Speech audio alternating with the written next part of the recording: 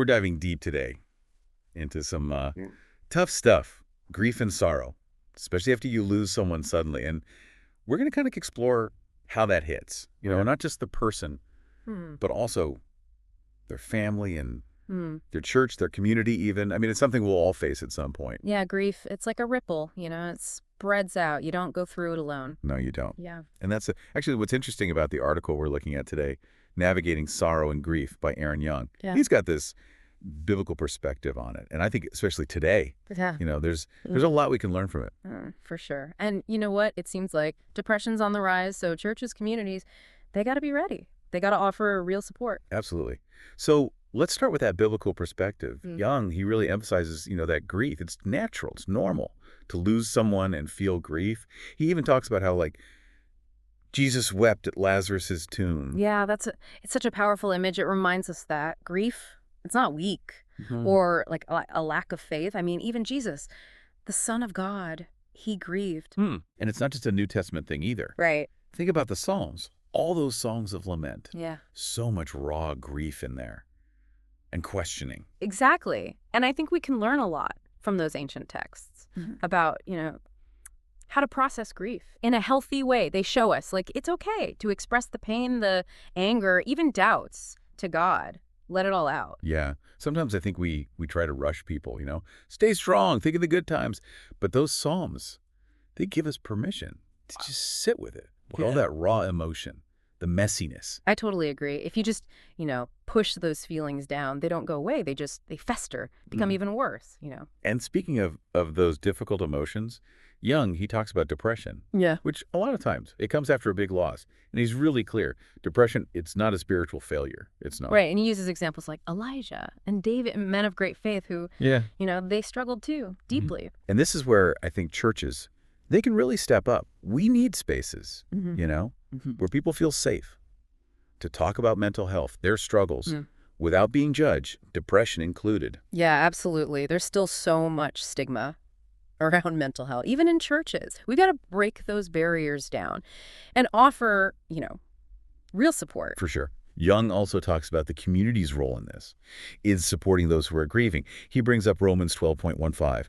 Rejoice with those who rejoice. Weep with those who weep. It's like that verse. It's all about empathy, sharing the burden, being there with those who are hurting, walking with them, and offering support, practical and emotional. And it starts, that support, with family. Yong really emphasizes, honestly, mourning, creating that space where, family members can express their grief openly. Right. Families need to grieve together, share those memories, the pain, questions, everything, and not feel judged, or feel like they have to be strong for everyone else. And I love that Yong points to Isaiah 41:10, fear not, for I am with you. It's like this beautiful reminder that even when you're at your lowest, God's there, comforting you, giving you strength. That verse, man, it can be like a lifeline for those who are just lost, trying to make sense of it all. It reminds them, you're not alone, even in the darkest times. God is there with you. It's a message of hope, and I think we all need to hear it, especially if you're going through grief right now. And, that promise that God's with you, it's so important when you're dealing with the practical stuff, the steps you have to take. Yong talks about that too. Specific things you can do to heal, to become resilient. I think it's really helpful for everyone, really, individuals and communities. Yeah, you're right. It's one thing to say nice things, but it's another to give people tools, actual ways to deal with grief. What are some of those steps? Well, he starts with personal reflection and prayer, like making time to be quiet, journaling, and really talking to God. Not just saying the same prayers over and over, but actually having real conversations about your struggles, what you're afraid of, your doubts. Yeah, that makes sense. When you're grieving, it's easy to get swept up in everything, the emotions, the things you have to do. Just taking time to reflect can help, to feel grounded. Exactly. And it doesn't have to be hours and hours, even just 5-10 minutes a day. To reflect can make a huge difference. Yong also talks about connecting with others, with your community.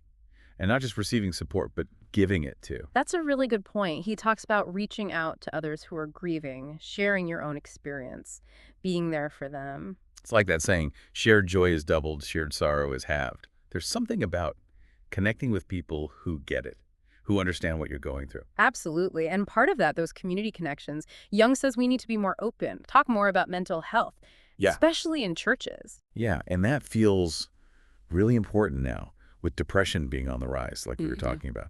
It's like we've been avoiding the topic for too long. I agree. We need to make it okay in our churches Yeah. to not be okay, where people can say, hey, I'm struggling, and, ask for help without feeling ashamed. And maybe that means getting them professional help too, right? Like therapists, counselors, support groups, all of that can be so helpful. Definitely. And it's important to say, going to a therapist or whatever, that's not a sign of weakness. It doesn't mean you don't have faith. It's wise. Yeah. It's taking care of yourself. When you're sick, you go to the doctor. Ah, Sometimes we need that help for our minds and emotions too. exactly. So besides all that, Jung talks about healthy habits, taking care of yourself physically, finding creative outlets, Right. and doing things that are, spiritually good for you. So things like exercise, sleep, eating well, being in nature, that actually helps with grief. It can, because grief, it's not just in your head or your heart, it affects you physically too.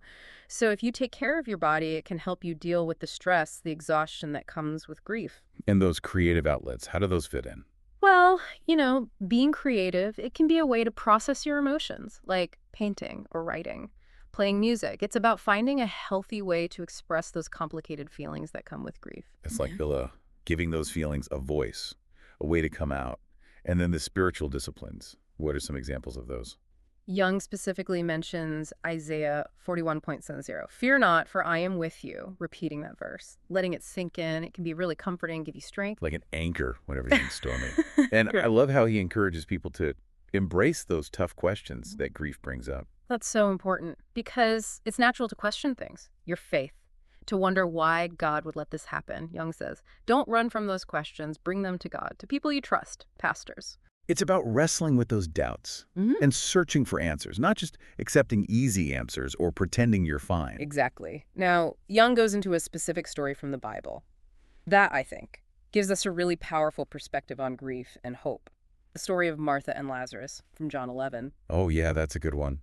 We see Martha's grief. It's so raw, and she questions Jesus after her brother dies. Even thousands of years later. It's so relatable. It is. She's heartbroken, confused, and she doesn't hold back. She tells Jesus exactly how she feels. It's right then, when she's so vulnerable, that Jesus says one of the most profound things in the Bible, I am the resurrection and the life. And it's more than just bringing people back to life physically. It's about something deeper, spiritual, a promise of life that goes beyond what we experience here on earth. And that's where the idea of spiritual resurrection comes in, right? Yeah. It's not just about what happens after we die. We're about being transformed in our hearts. Yeah. That's a great way to put it. And Jung really stresses that. Jesus, he's not focused on changing what happened or even necessarily bringing someone back to life right now. His power. It's about changing our present and our future, giving us hope, even when someone we love is gone. So it's not about pretending death didn't happen or that it doesn't hurt. It's about finding a new way forward, a path that leads to healing, to becoming whole, even though things will never be the same. Exactly. And that path, it's lit up by the hope that Jesus gives us, that living hope. He's inviting us to see beyond our grief and trust in his power to change us. I think that's especially important for people who've lost someone suddenly. The shock, the confusion, the questions with no answers. It's just Overwhelming. It can be. But Jung reminds us that our pain, it has a purpose. Every trial, every moment of sorrow, it can make our faith stronger, help us grow. So it's not about looking for a silver lining. It's about realizing that even in the darkest times, God can use those experiences to shape us, to make us better, to bring us closer to him. And that's why it's so important to reflect. Jung encourages us to ask, what is Jesus saying to me right now in my grief? It's about listening, really paying attention to those little moments of grace that come even in the hardest times. It's about looking for that spiritual resurrection, letting Jesus change us, heal us, bring us to a place of peace, even if we still have scars. And embracing the journey, knowing that healing, it takes time. There will be good days and bad days. Yong reminds us that the resurrection that Jesus offers is not just about coming back to life physically. It's about renewing our hearts, our spirits, finding meaning, even when we've lost someone, letting his power work in us. The journey through grief, it can lead us to a deeper understanding of life, an understanding that's enriched by God's love, and that promise of renewal that lasts forever. It's not just about what happens after we die. It's about experiencing a kind of resurrection in our hearts now. And that's a beautiful message, a hopeful message for those who are hurting. It is. It really is. It's about finding that strength, that resilience, even when you feel like you're falling apart.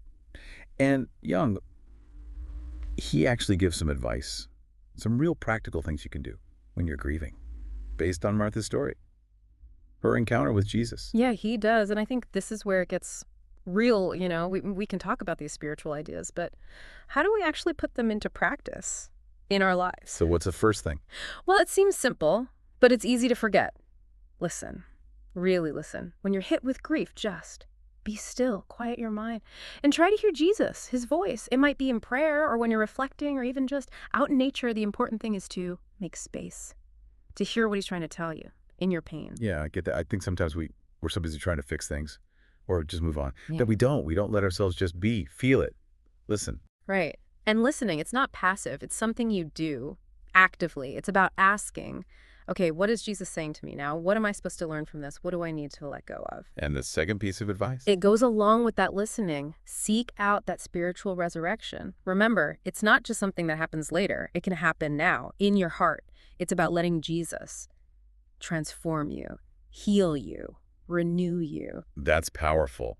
It's not about pretending the death didn't happen. Yeah. Or that you're not hurting. It's about finding a way to live with it, to Yeah. find meaning, purpose, even though you're in pain. And the third thing, which I think is really important, especially with all this talk about depression, is to embrace the journey.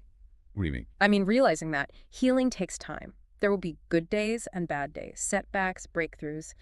It's okay to not be okay, to grieve, cry, get angry, question, don't try to rush it, or compare your grief to someone else's. Yeah. It's a good reminder, especially now, Everything's so fast, instant. We want quick fixes, easy answers. Yeah, But grief, it doesn't work like that. It's a process. It's different for everyone. exactly. And Yong, he says that sometimes God lets us go through sorrow, not to punish us, but to bring us closer to him, to make our faith stronger, to make us better people. So even though grief hurts really bad, it can also be like a new beginning, a rebirth of hope that keeps you going. And that's what's so hopeful about this, what Yong is saying. He's not saying to ignore the darkness or pretend everything's fine. He's saying that even in the worst times, there's light, there's hope, there's a God who loves us, and he's with us in our pain. It's about finding that light, holding on to that hope, and letting God's love change us.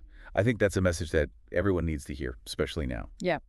So as we're wrapping up here, how can we take all this and use it to help people who are grieving, especially those dealing with the sudden loss and those struggling with depression? Well, I think it starts with just being there, listening without judging, offering practical help, like making meals or helping with errands, and reminding them that they're not alone, that there are people who care, who want to help. And in our churches, we need to make it okay for people to talk about their mental health, including depression.